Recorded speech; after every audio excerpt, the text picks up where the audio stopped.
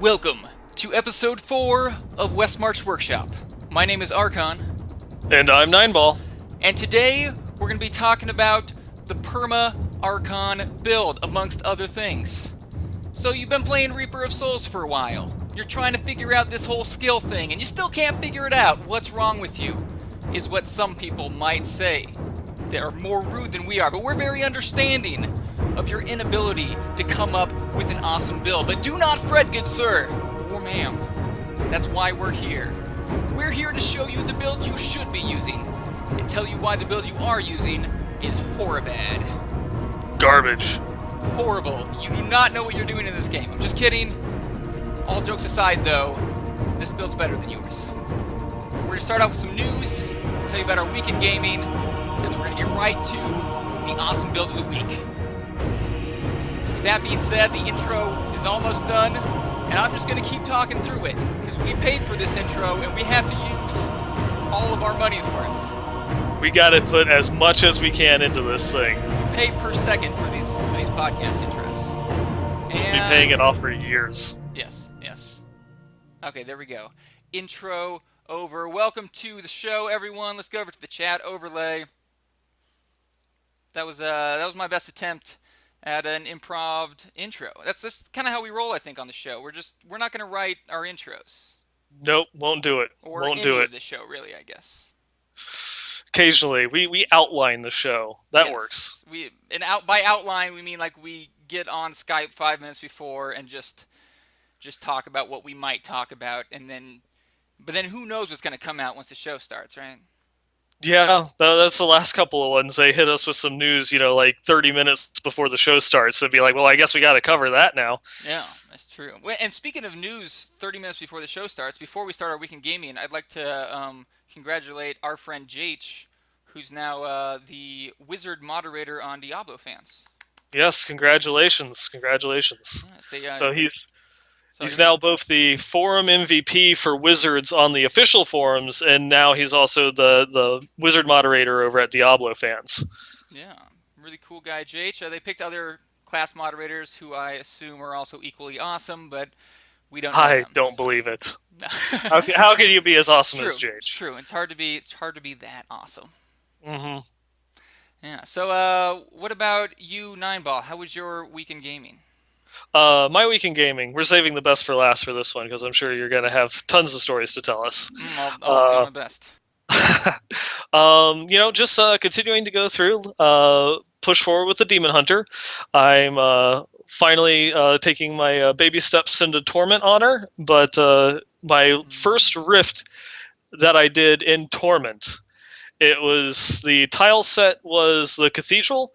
And the very first thing of going through and walking in there is in a champion succubus, and then the armored destroyers come running down from the sky. Oh, no. And it just my heart stopped. It's just visions in the fire and reliving it all. But luckily that one I survived.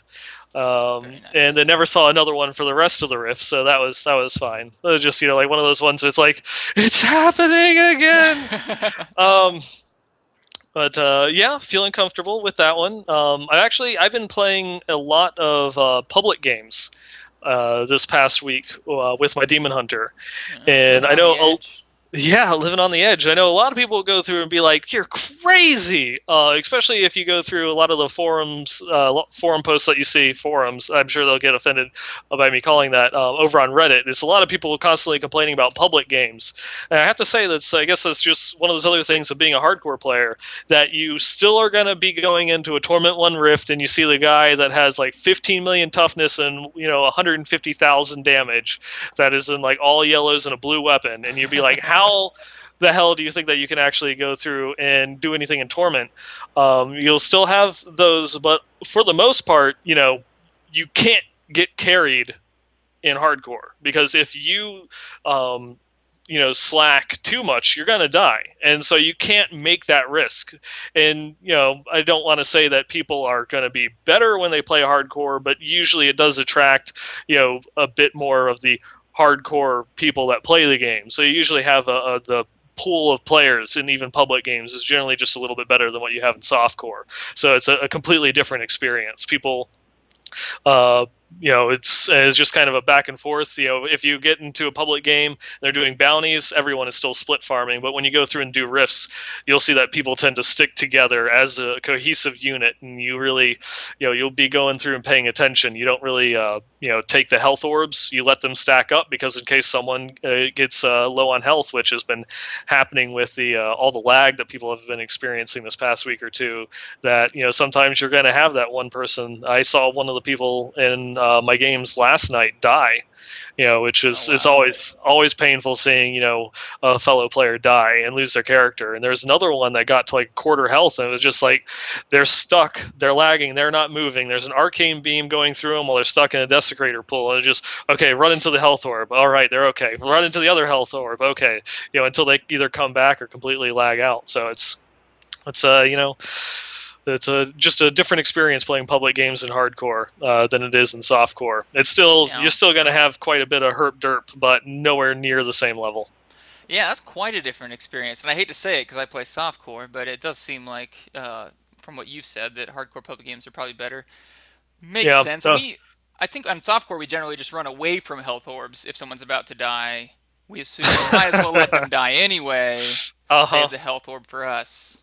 Yeah. Yeah, a little different It, there, I guess. and then of course the conversations you get to in public games, there is no difference there between hardcore and softcore. I think there was one guy that was talking about his girlfriend became like a born again Christian, and is causing relationship troubles because he wants to get it on, and she's like, I want to wait till marriage. And so definitely some interesting things that you will come across that people are willing to share on the internet. Wow, yeah. So much openness once you don't have to use your real name, I guess. Yeah, yeah. I'm gonna have to experience this public games for myself. I have heard that in some hardcore public games, people will try to kill other people's characters. I've heard horror stories of like them on to some noob characters. That is one thing that you will always take the chance, and generally speaking, you don't really ever port in on another character when you're in a public game. You don't take waypoints into like zones that they're in. If you're not sure, or if you've never played with that particular person before, when you jump in, like when you're going through and you're doing rifts, if they're on level 1, you walk into the rift instead of teleporting to them, just to kind of be on the safe side. Yeah, good pro tip there. Pro tip. Well, yeah. Do you have anything else in your week? No, I mean that's pretty much the only thing really Diablo related. Other than that, you know, if there's any Warhammer players out there, I played my second game of Warhammer with my Tyranids on Saturday, so that's about it. Oh, in nerd news. Yeah, in nerd news, super nerd news when you start getting into that. Yeah.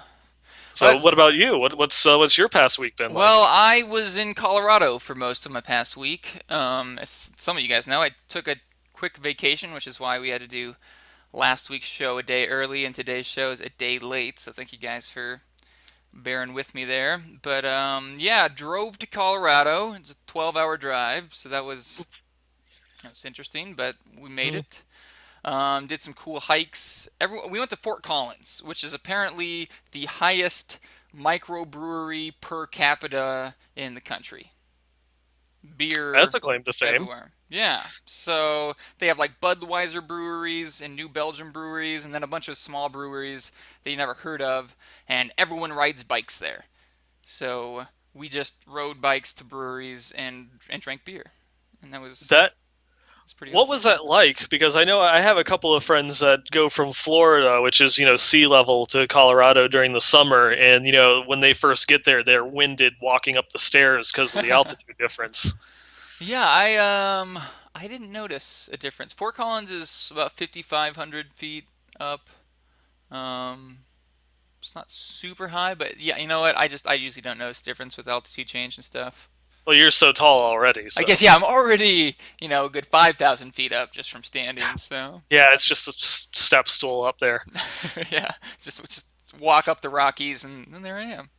Yeah. Hmm. But speaking of the Rockies, I saw my first, I think first professional baseball game. Rockies and Phillies played. And I know nothing about sports. My knowledge of sports is right in line with my knowledge of Diablo lore, and so I was mostly just hanging out and asking what was going on for the majority of that time. But in semi gaming news, while we were in Colorado, there was this place called the Haunted Game Shop, something like that. Coolest idea ever. It was like a coffee shop, but then they had all these board games that they sold in the shop that you could just take off the shelf and play, Mm-hmm. which is like my dream because I love board games. But you're always just taking a guess. Is this game going to be good? And we played a game called Zombies, which I really recommend. It was a lot of fun, Mm-hmm. where on your turn you put down a tile set of a city, and then zombies spawn in that tile set, and you're trying to escape the city while building it. So every turn someone's building onto the city, it's getting bigger and bigger and more overrun by zombies, and you're trying to get to the helipad to escape. All the combat's done with dice rolls. You have lives and bullets, and yeah, it was a really cool idea for a game. Yeah, I think I've played a couple different variations of that. Not the one where you like build it as you go, but I played a lot of the ones where you have like the scenario. Like there's one where you have a predetermined scenario, and so you put down the tiles for that scenario, and you have special rules of where the zombies spawn and such. Huh. And then other ones where you kind of like you have a board and you shuffle the tiles for the different rooms on the outside. I can't remember the names of any of them, but yes, some of them use dice, some of them don't. They're tons of fun. I love them. Yeah, it was really cool. So yeah, I bought. We never play tested this. We didn't play test this, I think is the name of the game. Hilarious card game. Some of the cards are just like you win, and yeah, the game's completely broken. I really don't think they play tested it, but it's hilarious. Look into that as well. Uh-huh. But yeah, enough about my Colorado trip. Diablo. Before I went to Colorado, saved up a bunch of legendaries for like the week before. So I had like 50 legendaries, and then just today went through and I would them. And we decided we'd use the Book of Cain because we have a few hardcore players in our clan, and we figured we could lag them out bad enough to at least kill a few of them. So figure, how how many deaths did you get? unfortunately, none. No one died. Uh, Yeah. Try harder next So time. I know. I thought because when I identify like 3 or 4 items, it lags the game. So I'm like, I had like 34 in my inventory. I'm like, this is gonna just break the servers, I think. But no, a few people even did it with me, but it just had a really big lag spike. And yeah, most of the items weren't anything noticeable or notable. I got a new Thunder Fury, rolled Oh, int nice. vit. Yeah, bad damage roll, but I re-rolled that. Mm-hmm. I'm trying that over the Shard of Hate, or the Shard of Nerf, I think is the new name of it on the forums. The shard of now subpar. Yes, of a pretty good item. Of no longer the go-to best item in the game, I guess. Yeah.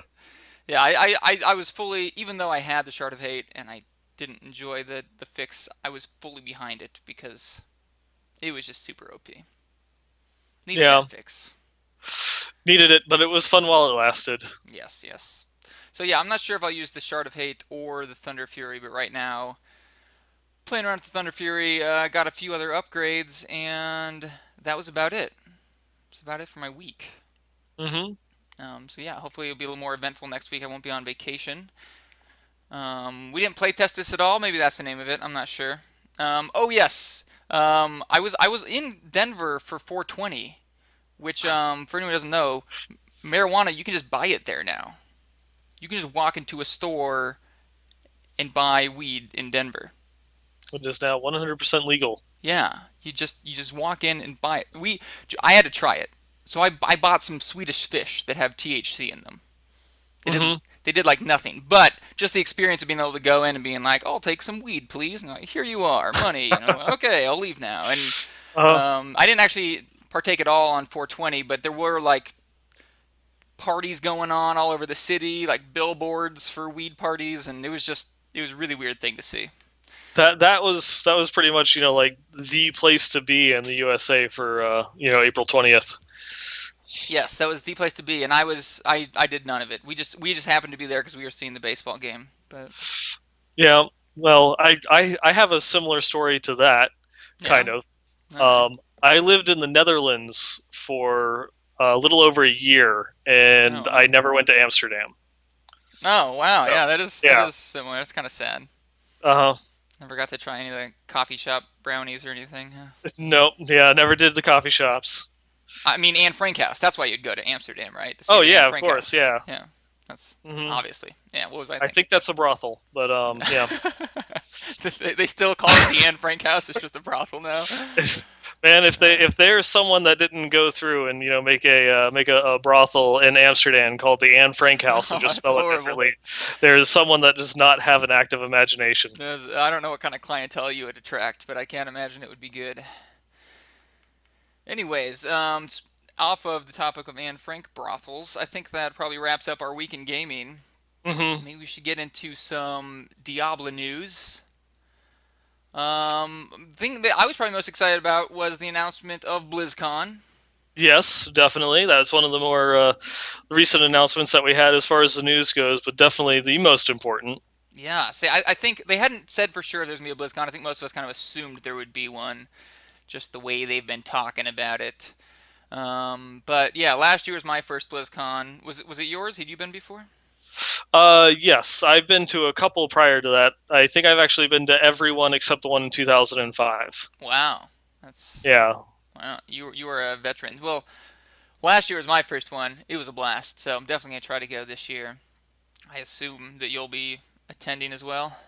Yeah, definitely plan to. The big question always is, of course, tickets. Can you get the tickets? Can you spam that button fast enough? Yep, Is your and ping low enough? yeah, now they're changing it to where it's going through Eventbrite instead of their normal server. And from what I hear, there's no queuing system, so it's literally who can check out the fastest. It's no longer who can hit refresh the fastest. That makes sense. That's yeah. It seems like a better system. I Hmm. wonder. I wonder if you can still buy 4 tickets if you get in. I believe the limit is 4 per household right now. Well, so if you got 3 friends, you just need one of you to get in.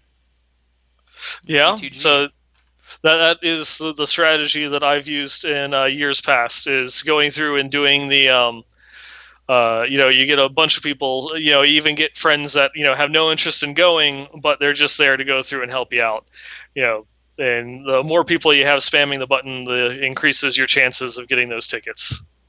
There you go. So I think they go on sale March 7th. Was that right? I just had it up. March, I think it's March. It's either March Oh, 7th and May. March Sorry. 9th. Why are Or we? Why yeah, am sorry, yeah, May. I? My bad. Um, May or the 7th. It's 5th. May 7th and May 10th are the two Oh, okay, days. there you go. So yeah, try on May 7th. If you don't get it, you can try again on May 10th. Every once in a while, they'll do like a third or fourth day. Guess it depends on how many extra tickets they have after that.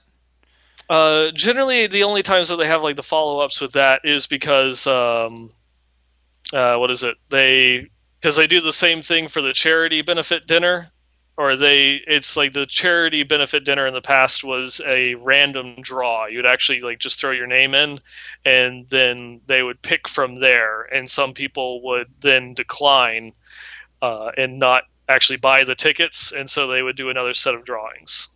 All right. All right. Yeah, and the benefit dinner, if you have some money and want to benefit the Children's Hospital of Orange County, Hmm. is $750. So if you got some Yeah, the cash price. lying around. Yeah, the prices have gone up this year, both for the regular tickets and the benefit dinner. Yeah, but of course, benefiting a good cause there. Children's That it hospitals. definitely is. Yeah. We got a lot of other news this week as well. We should probably get through this pretty quickly because we have so much to talk about. Mm-hmm. Um, it, Oh, in non-news, players made a lot of fuss about a Blade of Prophecy nerf, which never existed. Yeah. yes. That was. No, you want to go through and start it off? Yeah, if you follow the forums at all, you probably see a lot of people complaining that Blade of Prophecy is only proccing 2 extra explosions on Condemn, which is different than what the tooltip says. And this came across to the players as a ninja nerf. They must have snuck this in at some point. It's not doing what it says it's doing. It's only doing 2 procs now. Well, it turns out it was always doing 2 procs. Unless, of course, the developers are wrong. But they went back and looked through the logs and they said, we've never made any changes to it. This is how it's always been working. So it's probably that it just took that long for players to realize that that's why it was working. Yeah, people are actually starting to dig in and calculate the damage, and also it's really hard to tell because I actually have the Blade of Prophecy on my Crusader when I was playing him around a little bit.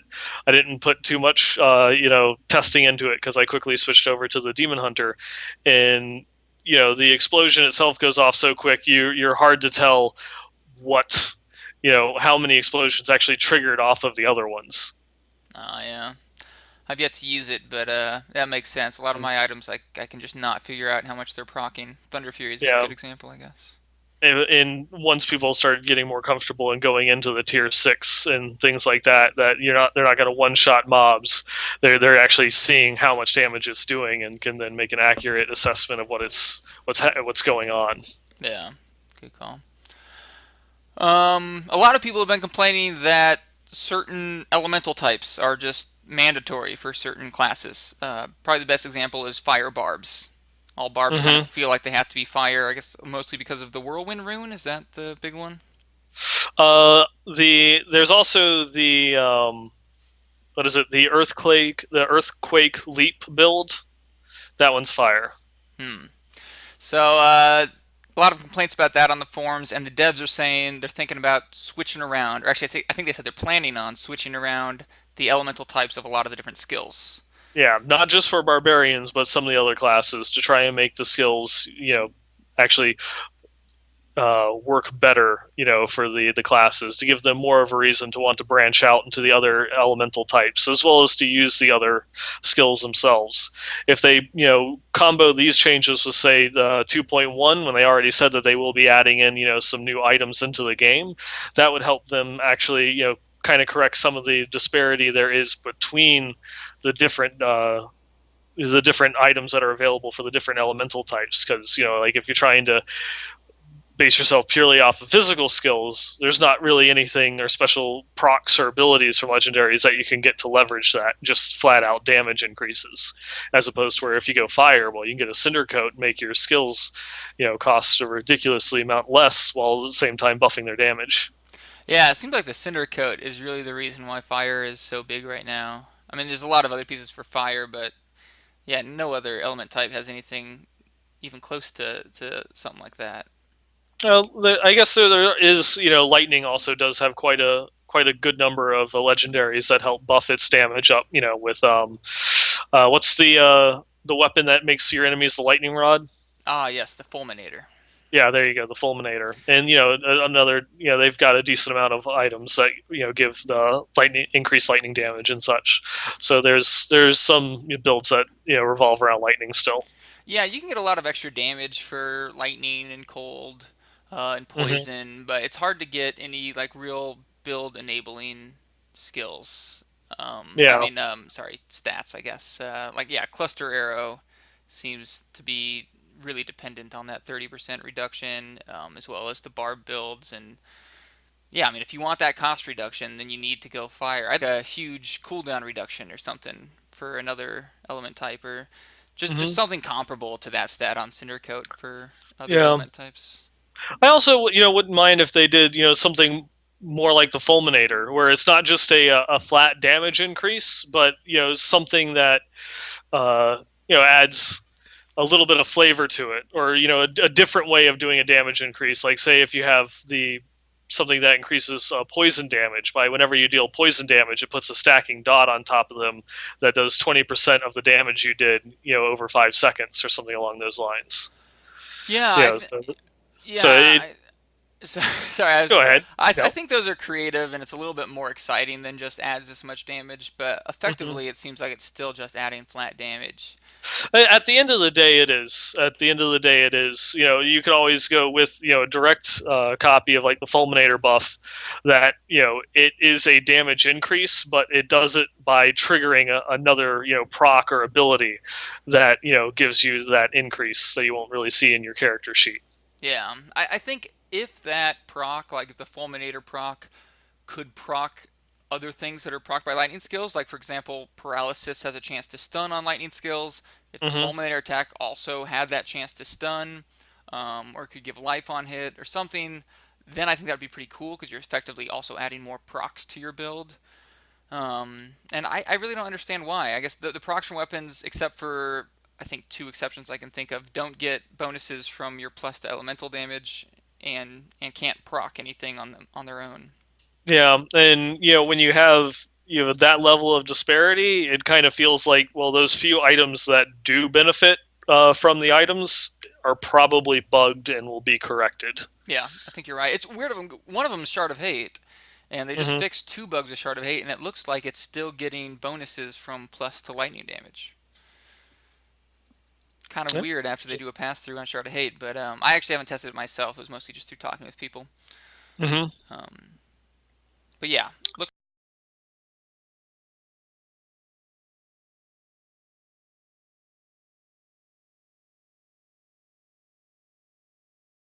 Speaking of item fixes and things like that, they also said that they'll be buffing the mojos and sources soon. They Yes. talked about some of the issues that they've had with the wizard and witch doctor offhands, and what one of some of the things that they're doing with which to correct them. And this started before Reaper launched. This was actually with the patch 2.0.4 release, and the crafted legendary sources, all the crafted legendary offhands were bugged. They did more damage, or I guess it's not that they were bugged. They were doing more damage than dropped legendaries, um, and part of that came from, apparently there was a bug with legendary shields for Crusaders, to where like some of their block values were a bit too low, and so when they corrected that issue, it also impacted the other legendary offhands for the other classes. And so it's just interesting how all those different values are somehow intertwined in the code in the background. Yeah, I wonder what variable they share or whatever it is that's getting multiplied by everything. Now, before anyone gets too excited rather, I believe the buff is just about a 6% damage buff on the offhands. It's something along those lines. It's even 6% kind of sounds like it's going to be significant, but that's not going to make that big of a difference, because it's just that bonus damage from the offhand that then gets factored and multiplied by everything else. There's a lot of other things that will be less than 6% total DPS increase for your character. Yeah, but overall, the legendary offhands you get should be better than crafted ones or rares of the same quality. Yeah, let's see. We had a few other things also. Do you want to talk about Crusaders killing themselves still? Yes, yes. It's one of the things that we've talked about in the past couple of podcasts is some of the hot fixes that they've done is they fixed skills that allowed Crusaders to kill themselves.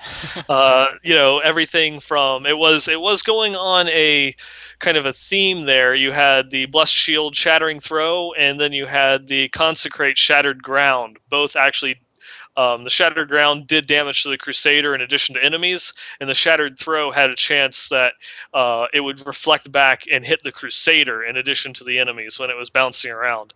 And then now it's apparently there's the bug with the Iron Skin reflective skin rune, which basically makes it while Iron Skin is up, you have I think it's you do 200% bonus thorns damage, or you just reflect 200% of the damage they do to you to other enemies. That can actually then, when combined with the laws of justice, protect the innocent, which makes it to where 20% of the damage that your allies takes gets redirected to you. There's some sort of bug in there where it reflects the thorns damage back at you from the Iron Skin. And this isn't something new. It's apparently something that's been around for a while, but it's just now getting noticed, and is, you know, something that, try to refrain from using those skills for the time being in unison. And I'm not sure if they actually even have to be on the same person. If I've heard some reports that if someone else is using the Iron Skin reflective skin, and you have Protect the Innocent when you pop it, and they use Iron Skin at the same time, you'll still have that damage reflected back onto you. So someone else can kill you. So just be careful. Wow, yeah. Well, poor Crusaders. They just get skill after skill murdering them on hardcore. Yeah. I guess softcore too, but who cares about those softcore players, right? Yeah, that's just a repair bill in 10 seconds, staring at your corpse. Yeah. Well, BlizzPro put together a pretty cool article yesterday. Is that yesterday? Hot Mhm. Streak posted Yep. it, looks like. Yeah, I believe it was yesterday. And this is just a list. I think Nevalist has been working on putting this list together for a while now, and they finally look. It looks like it's complete. A list of all the items you cannot get from gambling, and that's of course because Hmm. there are many more items that you can get from gambling than that you can't get from gambling. But yeah, it shows all of the items that are torment only, or all the sets, I should say, as well as the Hmm. legendary potions, follower legendaries, and then the items that can only come from caches. Yep.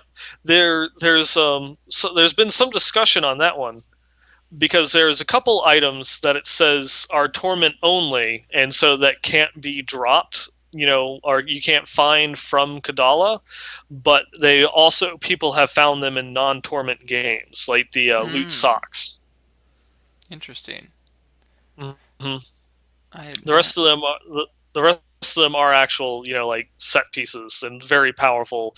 Not only just the class sets, but you've got the focus and restraint, the dual ring set, which seems to be just ridiculously powerful, as well as the Slander and Little Rogue set, which is apparently those are the rarest items in the entire game, according to Travis Day. I have seen neither of them, so far Hmm.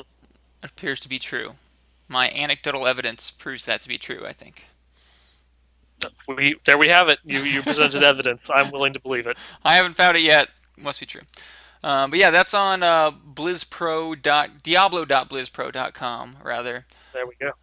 It's called Torment Only Legendaries. That's a good little reference for you guys, and I'll try to post that in the description of the podcast as well, so you guys don't miss out on it.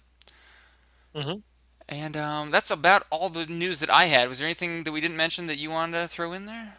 Oh yeah, there's two other things All that right. I just want to talk about. You can also find a link to this one on the Diablo.blizzpro.com. What was it last week? Michael Goth, who is the voice of Deckard Cain, did a live Q&A on the Elite Lounge Live over on Twitch, and it is like 2 hours of pure and total awesomeness. He talks about, of course, not just his experiences, doing the voice of Deckard Cain over the years for Diablo, but also, he was the voice of, what was it, Mr. Gopher on Winnie the Pooh, in addition to a whole bunch of other things. Tassadar from StarCraft and Brood War, Hmm. and he also did a bunch of voice or like viewer requests, and so he did a bunch of like random things, and he ended the Q&A with a line from Duke Nukem, which it's obviously PG-13 on this one, but just imagine Deckard Cain going and saying, "I'll rip off your head and shit down your neck." It was just that alone is worth watching the entire 2 hours. Just hearing Deckard Cain go through and say that is amazing. I wish I could put that as like my ringtone. That is hilarious. Hmm.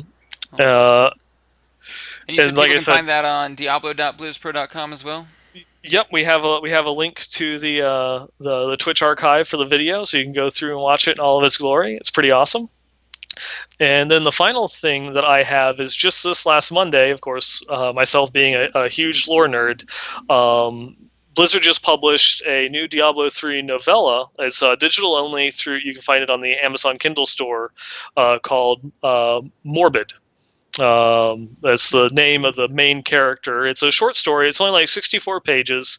The novella itself runs $2. We have a link to it, as well as a brief description on the BlizzPro site, and we'll be going through, and I'll be publishing a review here, hopefully by the end of the week, about the novella. And it's really nice. And it's one of the things I really enjoyed about most of the Diablo novels, besides the two most recent ones, the Storm of Light and the Order, is that they're not stories about like the main characters of the series. They're stories that help flesh out Sanctuary as a whole and give kind of the Diablo universe, an overall tone and some substance to it. That it's really nice, so you don't follow like the epic grand adventures of Tyrael, Deckard Cain, and the Nephilim or the Haradrim, but it's just your average Joe Schmo, though, even though it's a bunch of like Crusaders, Druids, Necromancers, so they're a little bit above average, but they're not Nephilim, so they don't exactly are able to go through and kill everything that comes up against them, and actually the struggles that they faced, and just how dangerous a world like Sanctuary is for the normal people. They're really, it's a really good read, and it's quick and short. You can finish it in just an hour or two, depending upon how quickly you read. Wow. Yeah, that sounds pretty cool. I might even read that. Yes, it is worth it. Oh, yeah. Sounds like it. Well, what do you think? Should we jump right into the build, or should we go through the items of the week first? We could. Yeah, we can go ahead. Let's people went through and took all the time going and submitting their items of the week, so we can go ahead and do that. All right. I think we're going to use a 9-ball screen here. We set up this screen share, so hopefully it works all right. Yeah, let's hope this works. Fingers crossed. Fingers crossed. Looking good. Yeah, we can see all of your pornographic material over your screen right now. Yep. Also known as Wizardess. Wizard. Oh yeah, that's what that is. Yeah, okay. Yeah. That's what it is. Yeah, but I mean, she does wear some rather revealing clothing there. Yeah, why not? That's and also her name, and my wizard's name is Azula Matata, which is a wonderful phrase. Very nice. Yep. Let me see here. Let's go ahead and pull up some of those items. The first one that we're going to go through is actually this one was submitted on Twitter by it was Malthiel Johnny Max 630. Yeah. I think it was the person they went through. How does that look on the stream? This is looks good enough. This is like a selfie of a screenshot, so forgive the Yes. quality on the item there. The item actually took this picture. That's Yeah. Yep. For anyone who doesn't know, before we get into it, this is our brand new section. It's the first time we're doing this. You guys can submit any items that you think are especially cool, whether they rolled really well, or maybe they rolled really bad, or just something funny about them, and then we're going to show them and talk about them a little bit. Yep. When I go into full screen, are you still catching everything? Great right now. Okay, all right. So he went through and submitted. This is Archfiend arrows. This is the crafted quiver that you can find in the world. And one of the nice things that you can go through and see about this one is just the sheer amount of dexterity that he had roll on this item. So it's something that he was really proud of. Near perfect critical hit chance, very high on the elite damage, which is the two of the properties that it will always roll. And he just lucked out and got dexterity, vitality, and probably one of the best secondary stats in the game, max discipline, which is amazing. It's actually on some Demon Hunter items, it's worth re-rolling your secondary stat to get max discipline. And of course, going through, moving on, this item here, having to go over to the other window so I can actually see the name of the person that submitted it. There we go. This one was submitted by Daniel. This is what he's calling best Windforced NA, the best Windforced on the server. As you can see, it itself, rolled some pretty high damage. I've not seen a better wind force than this, so I can't disagree. Though it didn't roll, the actual increased damage as one of the mods. So it's definitely one thing I would do is I would re-roll the attack speed into damage percentage, and then 5 million gold later, when you keep getting life on hit, you will give up. Yeah, there's not much else to re-roll on that. Yep. It's definitely a beautiful one, though. I have something to compete with that coming up that I submitted myself. Oh, all right. I think it's cheating, but I'll go. I'm cool with it. Yep. This next one here is actually taken from the profile of from Leviathan. He's actually our site manager for the Hearthstone site over at BlizzPro, and he's playing a Crusader. And he wanted to go through and show this off, the Defender of Westmarch, because it went through and rolled 5 primary stats. And then the only secondary stat was, of course, the legendary affix. So it's just, for him is godly, and that it rolled unfortunately the base block chance rolled low. So even though he got a really good roll on the block chance itself, on the affix, it still is only 25% chance. So you can still get that, I believe, like up to 30 for the block chance for the Crusader shields. Which is just really powerful. It's something that he's been using on his Crusader. He's a hardcore player as well, and he's absolutely in love with it. It's just a great thing. With the increased crit damage they rolled on it and the massive amount of survivability from the vitality and life percentage. Though I probably, if it were me, he obviously used his reroll on the crit chance. Those would be a little bit better if they had all resist as opposed to the vitality or the life percent. Do you know what it had before? Did it have crit chance already? He just rolled it higher? I do not know. I do not know. He did not say. Yeah. And then moving on, this one here is a beautiful little item that was submitted. Oh, sorry. Oops, going back. I got this wrong. This one was submitted by Daniel, and the Wind Force was submitted by Ken. Right. Yeah, this one is just a beautiful example of a low-level item, the Clipper.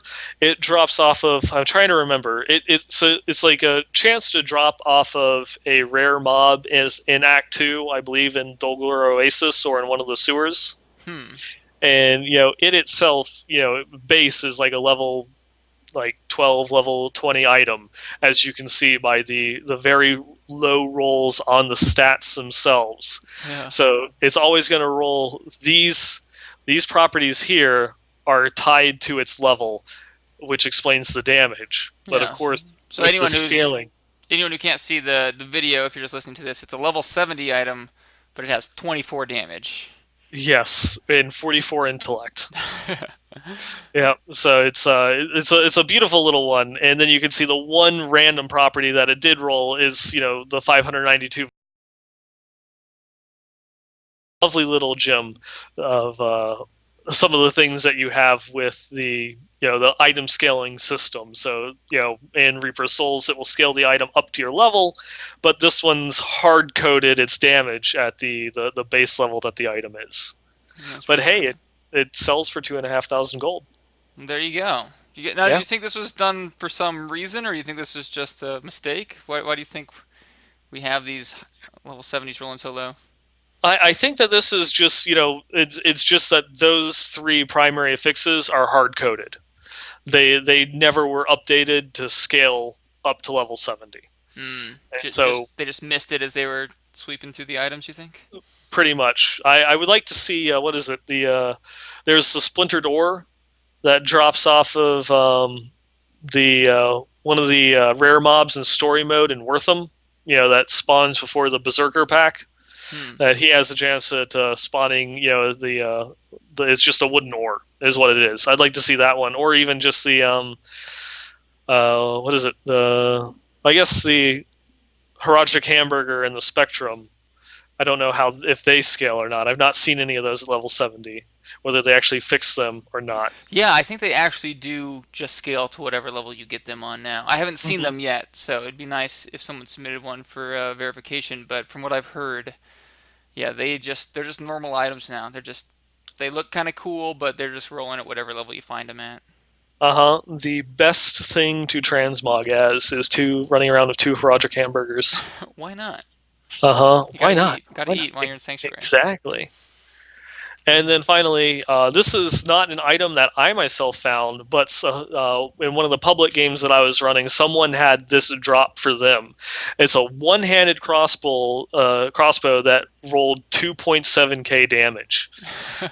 So it not only got a godly roll on its the primary damage affix, it then rolled 9% damage and an attack speed on top of that in order to have a one-handed with the 2700 damage, which is just insane for a one-hander, no matter how you slice it.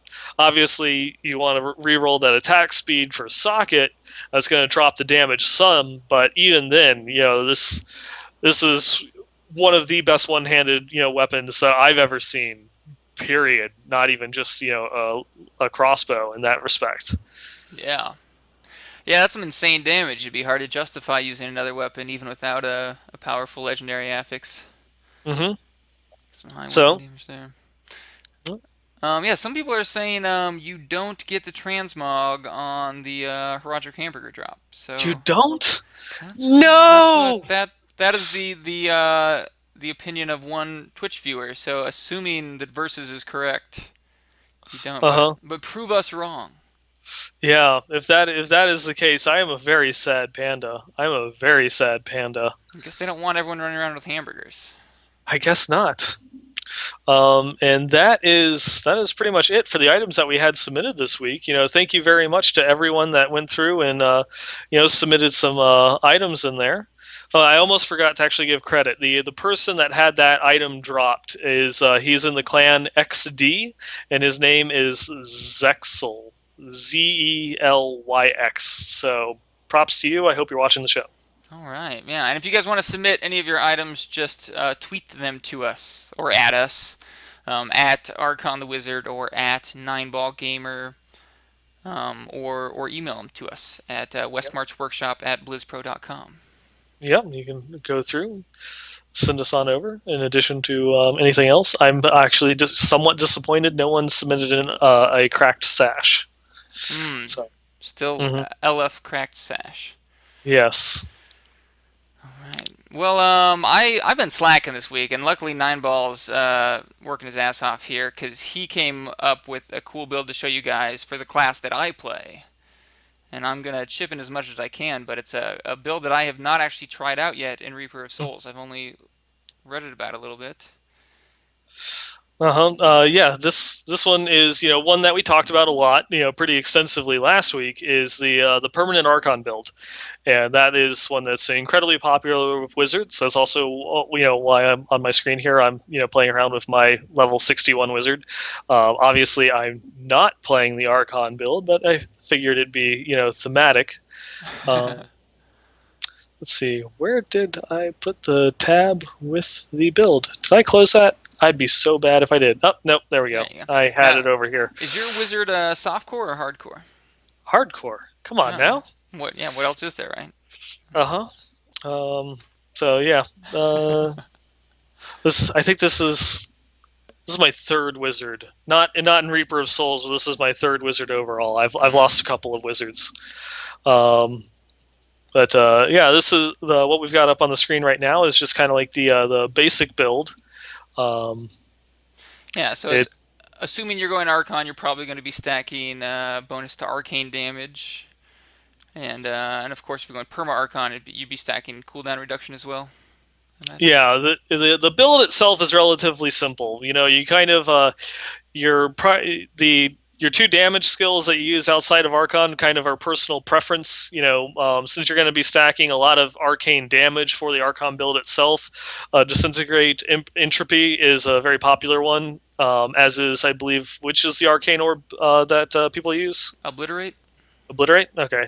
And then the rest is all about just passively buffing your damage, since you can't use any of these skills while in Archon form, and the whole basis is to be in Archon form almost the entire time. So it's things like Pinpoint Barrier, Force Weapon, Spark Flint, and then your passive skills.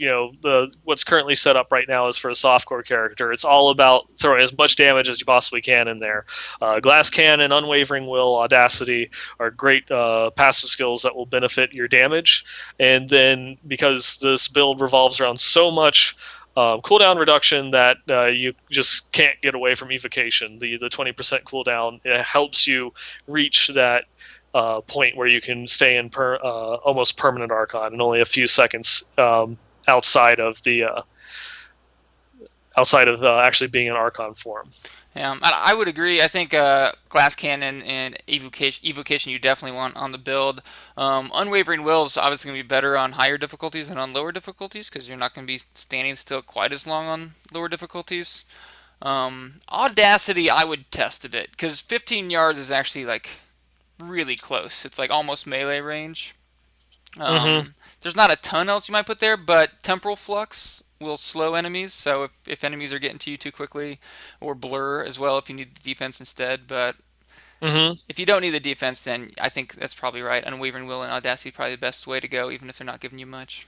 Yeah, definitely. And if you're playing hardcore, obviously you want to replace. You'd definitely glass cannon would be the first one you swap out with unstable anomaly, which pretty much every hardcore wizard runs. It gives you your one get out of jail free card every 60 seconds, so it allows you that when you die, you don't actually die. Refills you back up to the 45% health and knocks all the enemies back. So it's really great if you get pinned into a corner. It will knock them back so you can get out of there and hopefully run away. And then you kind of evocation is the one that you always want to take, whether you want to whichever other passive you want to use for your flavor of damage. And generally you do want to go through and use the newly buff blur for the flat 17% reduced damage taken. Yeah, looks like a pretty sexy build right there. Mm-hmm. And then, as we said, there's nothing really behind the build. It's, kind of throw on passive damage, Archon, and you're good to go. What really makes this build shine, and is the only real limiting factor, is its dependency on items. And we'll go through and show some of them. The first, and probably one of the most important, is your Gloves of Worship. This is, allows your shrine effects to last for 10 minutes. If you're able to go through and get the empowered shrine ability, that gives you 50% cooldown reduction right off the bat. And that will make your life incredibly easier reaching that point, so that way you can, keep the permanent Archon form going. And since it lasts for 10 minutes, chances are if you're running an extended Rift game, you're going to be coming across at least one empowered shrine every 10 minutes. And if you don't, you're unlucky. I'm sorry, can't really help you on that one. It's gonna happen. Yeah, but this makes your life incredibly easy. As far as being able to stack the amount of cooldown reduction that's necessary to get the build going. You still, of course, obviously have to throw on a lot more. It stacks multiplicatively, so it's kind of has what is it? What's the word that I'm looking for? Diminishing returns, or Thank you. Yeah, there we go. Diminishing returns. So the more you stack, the less each individual part gives you to the whole. So you have to stack even more. And Gloves of Worship are actually, it's a very, very, sexy item for almost anyone anyways. And it's farmable to a certain extent. It is a reward from the Act 2 bounties. So if you want to get Gloves of Worship, go through and farm Act 2 bounties and just re-roll those games, even if it's not one of the bonus ones. why not? And you could always add on Act 4 if you want to. It's probably the fastest act, and it can drop any of the cash rewards. That it can. It just is one additional chance you have at going through and rolling it. And of course, no Archon build itself would be complete without going with a Veer's set, which is the Archon set. It's a 4-piece set bonus, makes it to where when you activate Archon, you gain all of the rune effects. So it doesn't actually matter which Archon you use, which rune you use for the Archon skill, you gain the benefit of all of them. It's a 4-piece set and requires all 4 pieces to actually activate the bonus. So if you are using the Gloves of Worship along with it, you do also have to get the Ring of Royal Grandeur. Yeah, and at that point, you're just choosing your favorite color, I guess. Just what color do you want your beam to be? And then there's your choice for Archon Rune. Yeah. It's nice to be able to pick your skill based on personal preference of the aesthetics of the color. Yeah, I'd go green myself. It's like different. I don't know. It's very legendary, setish. Yeah, there you go. Very nice. Very nice, very nice. And I mean that really is it. It's a very simplistic build. It just has a very heavy dependency upon items in order to really make shine. So it's something that requires a little bit more farming time. It is something that you are going to put some effort into to collect all of the items for. But the payoff, obviously, if you've seen anyone that's posted videos or streaming with it, the build is amazingly powerful, and it just amplifies. You stack up a bunch of damage, and you go in and you kill things. They fall over. They fall over dead. You cast the spells that make the bad peoples fall down. Yeah, definitely one of the most popular builds right now. There's a wand that I think would go well with that, and hopefully someone in chat remembers the name of it, but it can increase your disintegrate damage by up to 25%, I believe. and I can't remember the name of it, but yeah, if you can't get a lot of cooldown reduction, you're not staying in Archon a lot of the time. Get a lot of disintegrate damage, and you can still do a lot of damage while your Archon's on cooldown. Mm-hmm. Um, And again, the reason why you're using the disintegrate is because you're using mainly arcane damage for Archon itself to buff your damage up that way, and disintegrate is just a very powerful spell. Matches up well with Audacity, so that way you can, or not Audacity, Unwavering Will. Sorry, I don't play Wizard. Forgive me. And so it's a skill that meshes well with Archon, since you're already stacking arcane damage as your flavor of choice. It's just a very powerful skill itself that is also arcane. Indeed. Indeed. Slorax Madness. I believe that is right. I believe that's the one that I was referring to.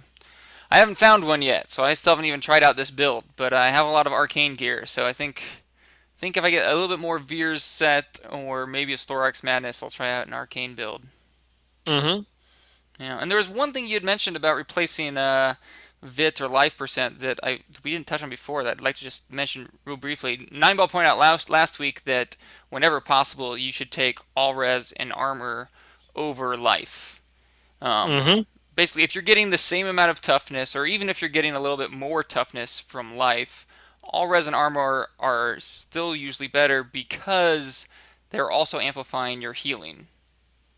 And Wyatt Cheng made a good blue post about this week, basically explaining that exact phenomenon that, if you have 5 million toughness and a bunch of armor and all res, or let's say you have 5 million toughness with 1 million HP versus 5 million toughness and 100,000 HP, you're going to heal the same amount of toughness much quicker with the lower amount of life.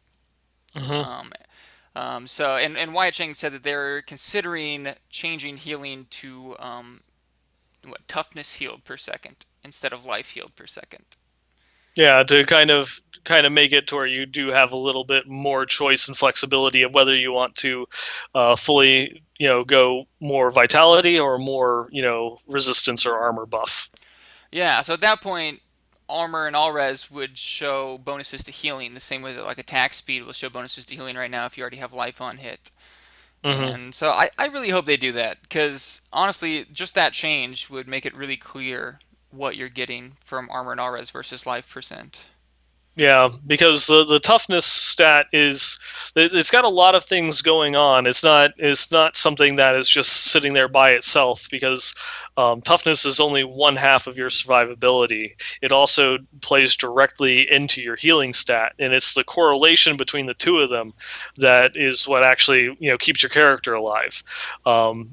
Increasing your life percentage or your vitality just increases your overall hit point pool, but doesn't reduce the amount of damage that you're taking.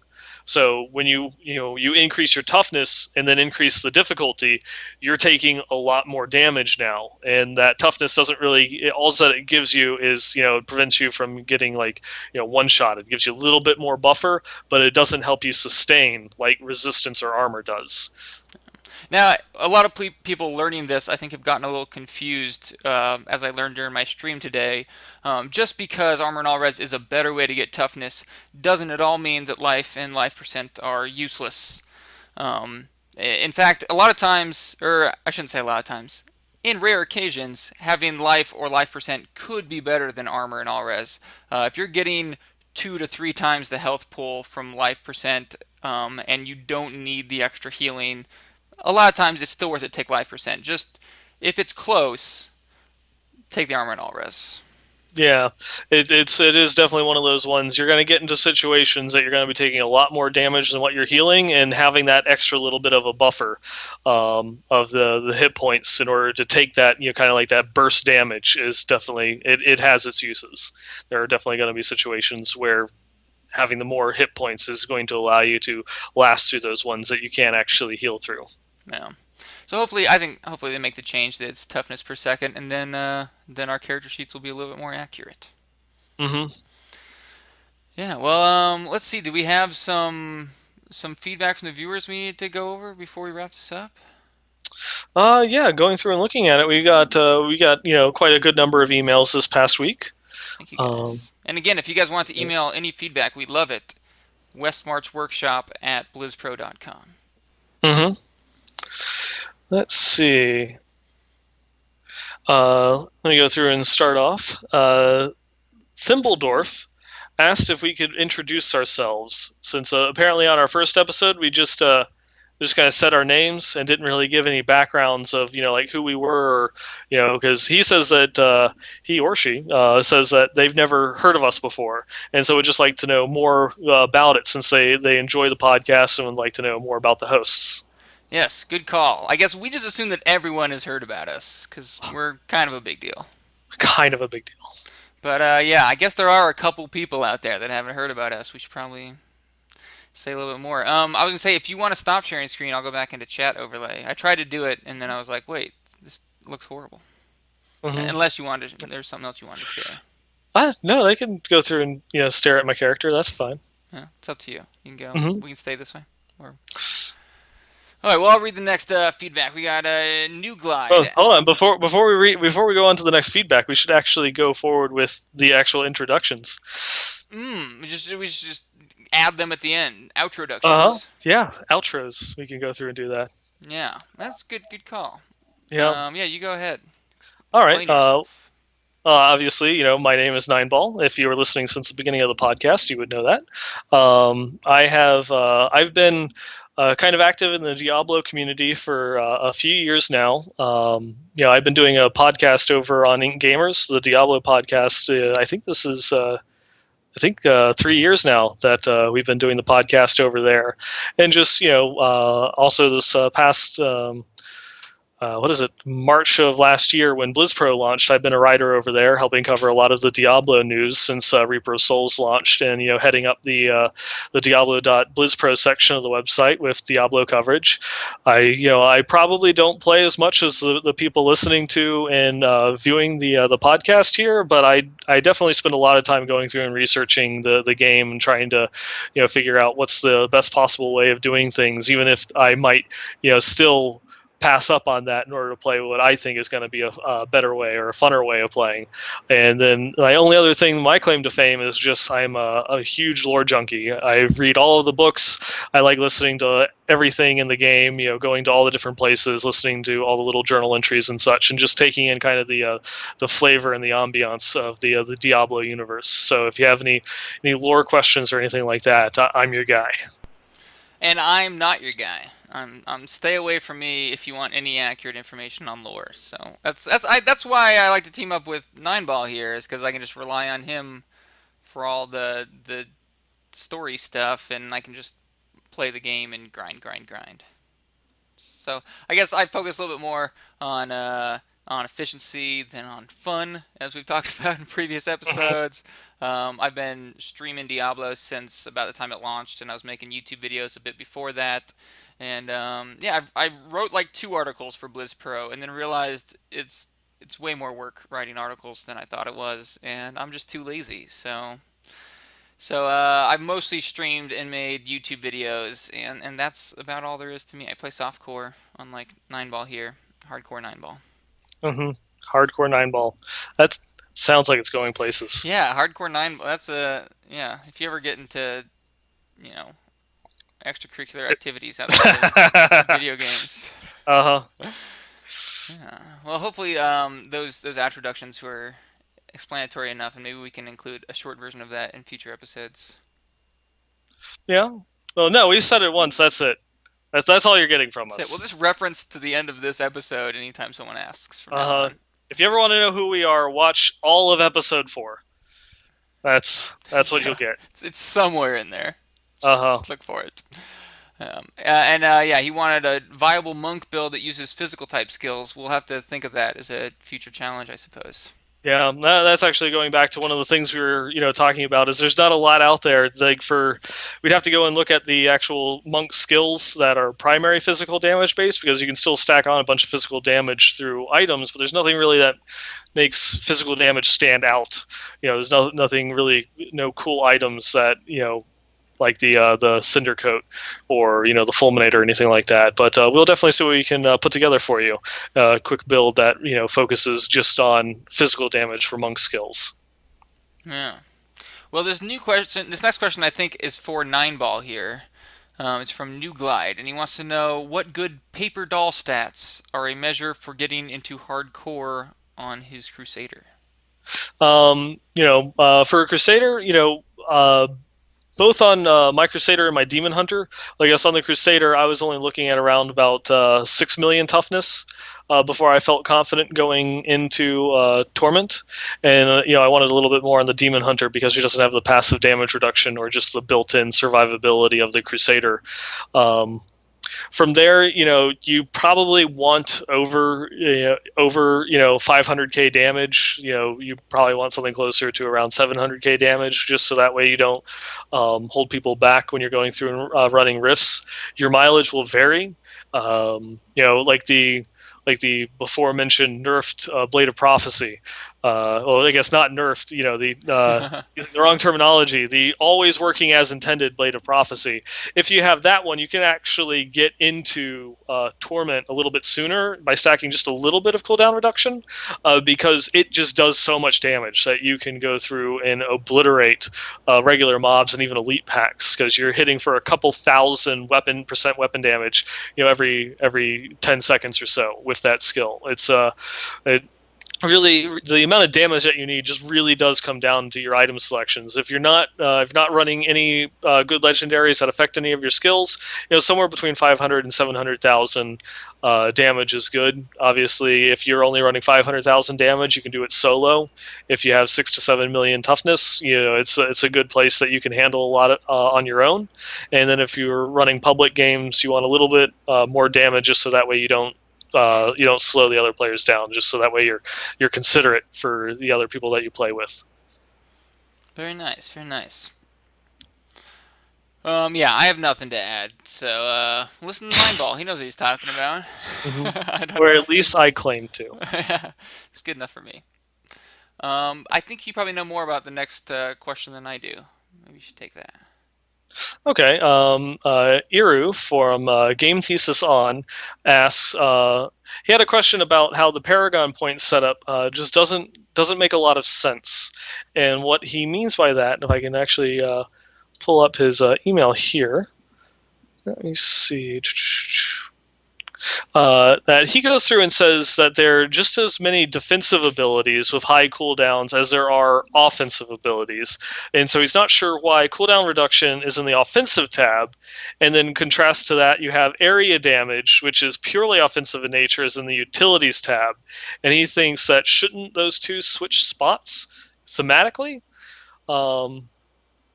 And I think, part of that is definitely true, looking at it from an overall standpoint, where area damage is offensive while cooldown reduction is kind of ambiguous. But I want to go out on a limb there and answer that this is more of a design decision, that it's giving you, even though it is the offensive tab and the utility tab, that they're kind of breaking it up and giving you multiple options with what you want to do. So it's not just always pure offensive, and it gives you a little bit of leeway that in the utility tab you can choose a little bit offensive or a little bit defensive with the life on hit, or like the pure utility with the gold find. And then the offensive one with the cooldown reduction, you can help it benefit some of your other skills that might not be purely offensive. It's just all about giving you choices and not one direct go-to skill in that particular tab. Yeah, I agree. I think from a design perspective, they obviously didn't want to give you all the stats to choose from. I mean, the reason they broke it into categories is because they want you to be somewhat guided in your decision making. They don't want you to be able to go full glass cannon or full cooldown reduction. They need some balance there just to avoid any kind of exploits in the Paragon system. My guess would be that the name of the categories was an afterthought, that they first came up with, okay, what 4 skills can we let people choose between that's not going to break the game? Give players the ability to choose offensive over defensive a little bit while still forcing them to have a base amount of defense and a base amount of offense. And utility was probably just the extras tab. Well, none of these stats really go together, but it works well for balancing. Let's call it utility because it fits better than Mm-hmm. any other word, maybe. It's a catch-all. It's a Yeah. catch-all. Yeah, so I mean, definitely a good point. very valid as far as the category names go, but there's probably some very mathematical complex reasons why it works well the way it is right now. Hmm.